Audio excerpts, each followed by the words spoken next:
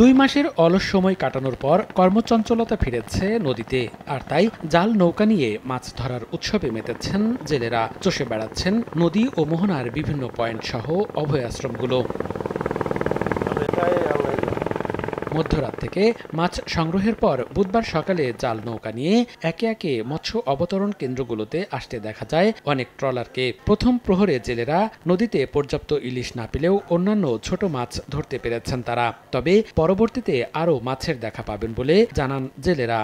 নামছি আশা পুরো আনন্দিত আছি। মাছ পাইবা না পাই উপরে আল্লাহ ভালো জানে, তবে এমন আশা আছে ইনশাল্লাহ আমরা চলতে পারবো। 2 মাস খুব কষ্টে চলছি, অনাঙ্গ অভিযান শেষ, আজকে আমরা আনন্দে আছি।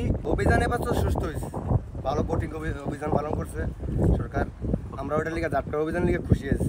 চলমান এ তাপপ্রবাহের কারণে অনেকে নদীতে নামতে কিছুটা দেরি করেছে। নদীতে নামার জন্য ঘাটে ঘাটে প্রস্তুতি নিতেও দেখা গেছে অনেককে। বিকাশে কম খরচে ক্যাশ আউটের লিমিট বেড়ে 50,000, প্রিয় এজেন্টও 2টা। আল্লাহর নামে নদীতে যামু, যদি মাছ পোনা পাই মোটামুটি কেটে তো ভালোই, আর যদি মাছ পোনা না পাই তাই তো আমাকে চলতে পুরো বাজার বুঝলে পুরো কষ্ট হয়ে যায়।